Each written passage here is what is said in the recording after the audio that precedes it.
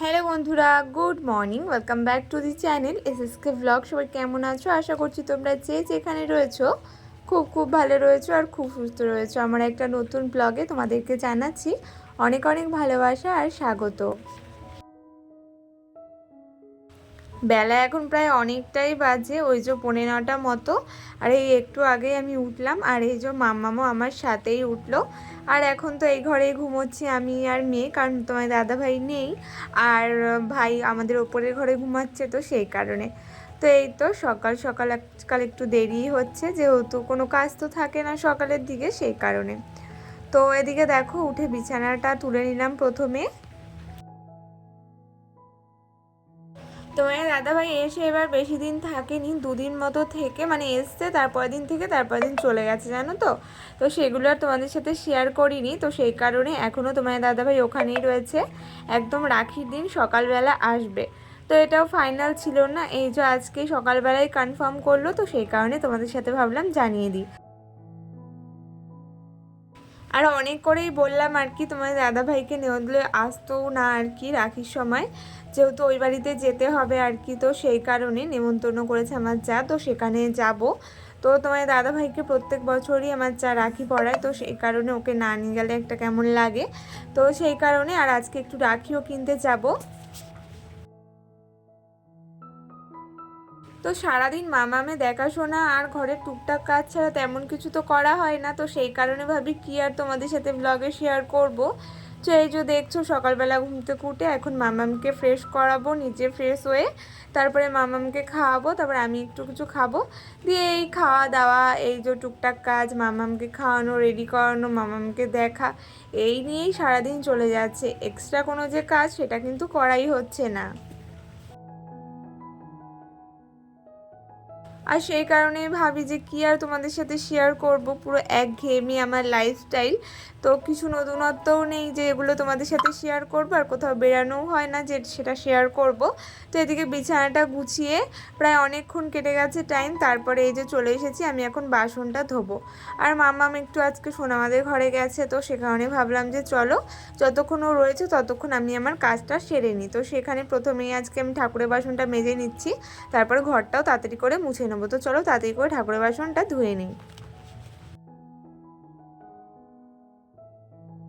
আর আমার money plant গাছটায় বেশ নতুন নতুন পাতা বেরিয়েছে, কিন্তু একটা সমস্যা কি বলো তো, আগের পাতাগুলো না বেশ বড় সড়ো হচ্ছিল, তবে এখন যে পাতাগুলো বেরাচ্ছে সেগুলো সাইজে না খুব একটা বড় হচ্ছে না, ওই যে মাঝারি সাইজের পাতাগুলো হচ্ছে।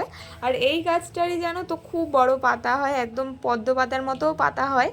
এই গাছটার আমাদের ছাদ অবধি উঠে যায়, তো সেটাও তোমাদের সাথে শেয়ার করেছিলাম। সেটারই একটা কাটিং এটা আর কি। আর এটাতেও বেশ ভালোই বড় বড় পাতা হতো, তবে ইদানিং দেখছি একদমই ছোট ছোট ছোট পাতা হচ্ছে। তো দেখা যাক হয়তো কিসের জন্য হচ্ছে বুঝতে পারছি না। আর কি বলো তো, ভয়ও লাগে যে এটাকে অন্য জায়গায় যে আমি মানে লাগাবো, তো সেটাও ভয় লাগে, কারণ এতদিন তো গাছটা জলেই ছিল। তো সেই কারণে এর আগে আমি একটা মাটিতে গাছ লাগিয়েছিলাম, সেটা না মারা গেছিলো, তো সেই কারণে ভয় লাগে যদি গাছটা মারা যায়, কারণ এত সুন্দরভাবে হয়েছে না, সেই কারণে। আর ওপরে তো এখন থাকা হচ্ছে না, সেই কারণে নিচেই এনে রেখেছি, না হলে ওই যে প্রত্যেকদিন জল চেঞ্জ করা একটা বিশাল একটা ঝামেলা হয়ে যায়। তো সেই কারণে নিচে রেখেছি, যখন জলটা প্রয়োজন হবে যে চেঞ্জ করা তখন চেঞ্জও করা যাবে।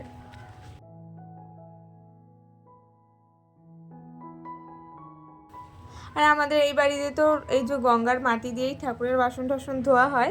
মা এই গঙ্গার মাটি শেষ হয়ে গেলে একেবারে অনেকখানি নিয়ে আসে, আর এটা দিয়েই মা সবসময় বাসন মাজে। আর মার বাসন সবসময় চকচক থাকে, এই যে মাটি দিয়েই মাজে, কোনো রকম নির্মা বা সাবান ব্যবহার করে না কিন্তু, এই মাটি আর তেঁতুল দিয়েই মাজে।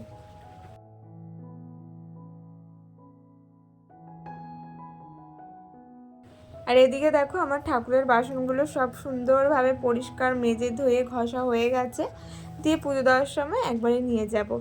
তো চলো। আর তারপরে দেখো অনেকক্ষণ টাইম কেটে গেছে স্নান টান করে, তারপরে এখন এই যে পুজোটাও দিয়ে নিলাম সুন্দর করে। আর এত সুন্দর ফুল হয় আমাদের এখানে, কি বলবো, পুরো সিংহাসন সাদা হয়ে যায়, এত ফুল। তো যাই হোক, এই তো এখানে এখন সুন্দর করে পুজোটা দিয়ে নিচ্ছি।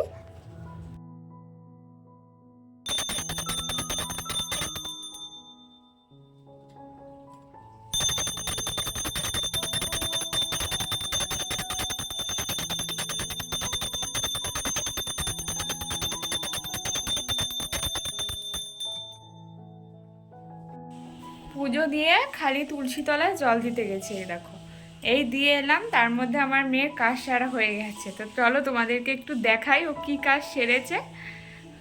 মানে জাস্ট এই যে জল পুজোটা দিয়ে ধূপকাঠি নিয়ে এই যে ঘড়িতে জল ফুল নিয়ে গেছি ওই যে বাইরে, তার মধ্যে দেখো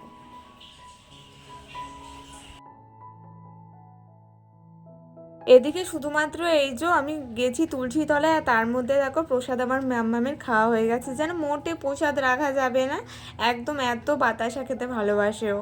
তো যাই হোক, ওর ভেতরেও তো ঠাকুরই রয়েছে, তো এখানে দেখো প্রসাদ নেই, তো বলছি দেখো নেই, যা যা দেখাচ্ছে। তো চলো এখন এই যে কটা জামা কাপড় মা তুলে রেখেছিল ওগুলো এখন আমি ভাঁজ করে জায়গায় রেখে দিই। চলো, আর আজকে একটু রাখি কিনতেও যাওয়ার আছে, তো সেগুলো সবটা তোমাদের সাথে শেয়ার করব। তো দেখি কতটা কি শেয়ার করতে পারি, কারণ বিকেলের দিকে যাওয়ার আছে, নইলে তো তোমার দাদাভাই নিয়ে যায়। আর আজকে যেহেতু তোমার দাদাভাই নিয়ে আর একা একা যেতেও ইচ্ছে করছিল না, আর আজকে না গেলে জানো তো হবেও না, কারণ সোমবার দিনই রাখি, আর কালকে যদি একদিন হাতে রেখে না কিনি, যদি না কিনতে পারি, সেই কারণে ভাবলাম যে না আজকেই যেতে হবে, তো ভাইকে নিয়েই যাব আর কি। তো চলো ব্যান্ডেলে গিয়ে একেবারে দেখা হচ্ছে। তো এদিকে ব্যান্ডেলেই এলাম আর কি, লোকালে খুব একটা দোকান আছে, তবে ওই যে দামগুলো মনে হয় আমার বেশি নেয়, ভ্যারাইটিও পাওয়া যায় না, সে কারণে ব্যান্ডেলেই এসেছি। আর এখানে দেখতেই পারছো কত ভিড় আর কি।